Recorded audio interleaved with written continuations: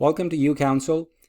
Sometimes when a proceeding is ongoing in a civil court in Ontario, you may realize that you need to add, delete, or substitute a party to the proceeding.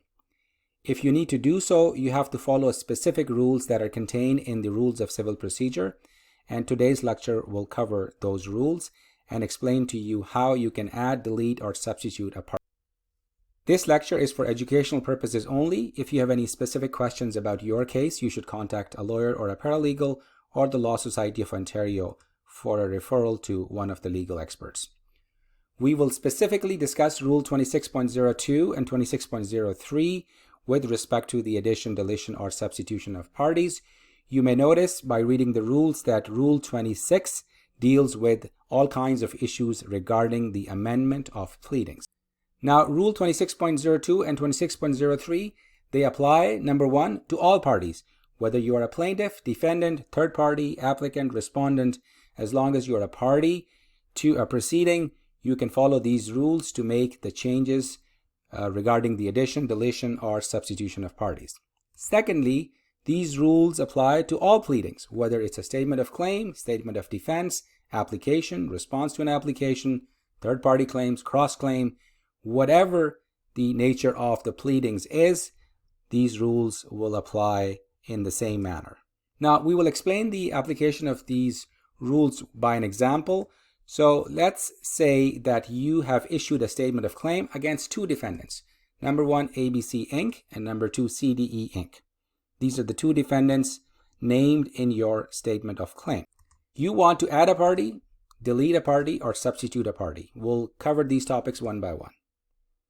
Adding a party. Let's say you realize that XYZ Inc. is also a company that should have been a defendant in your claim. You have discovered some new facts that explain to you that XYZ Inc. should be a proper party. So now you want to add a party, and you have already issued your claim and you have already named the two defendants, and XYZ Inc. was not a party at that time. How do you go about adding XYZ Inc.? There are two ways. Number one, you get consent of all parties, including the party that needs to be added. That means you get consent of ABC Inc., CDE Inc., and XYZ Inc. in our example. You get that consent, and with that consent, you file the amended pleading with the court office. Or the second option is you bring a motion and you obtain leave of the court. You bring the motion before a judge or a master, depending upon your jurisdiction, and then the master or judge will approve your pleadings, and the motion needs to be served on all parties for you to be able to argue before a master or a judge. So there are two ways to do that: consent of all parties, including party to be added, or obtain leave of the court by way of a motion. If you want to substitute a party, so for example, you realize that CDE Inc. was not the right name of the party, it should have been XYZ Inc. So you want to substitute that party, you want to remove CDE Inc. and substitute it with XYZ Inc. How do you go about doing that?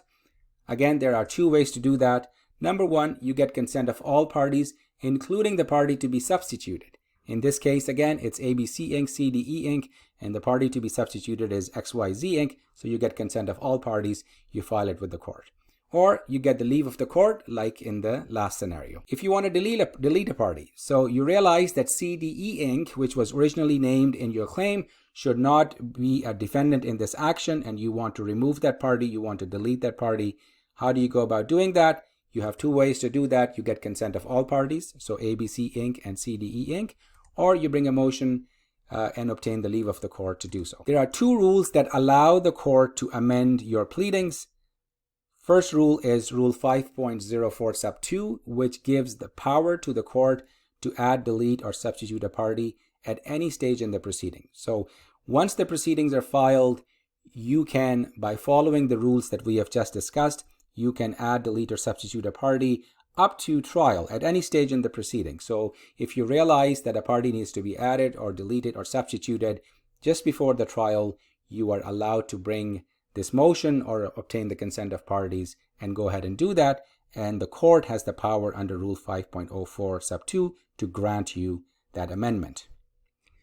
Rule 37.02 sub 3, this specific rule gives power to the court's registrar to add, delete, or substitute a party when you have the necessary consent filed with the court. So in this case, when you have consent of all parties, you don't need to go in front of a master or a judge. You simply go to the window at the court office and you file your documents with them, and the registrar will approve your amendment of the pleadings. The thing that you want to keep in mind is that if you want to add, delete, or substitute a party once the pleadings have been filed, then the only way to do that is by following the rules that we have just discussed. And once the amendment is granted, you have to serve on all parties the amended pleadings. Hopefully this gives you a sense of how to add, delete, or substitute a party if you come across this scenario in your specific action or application, and you follow these rules and get your amendments done. Thank you for watching.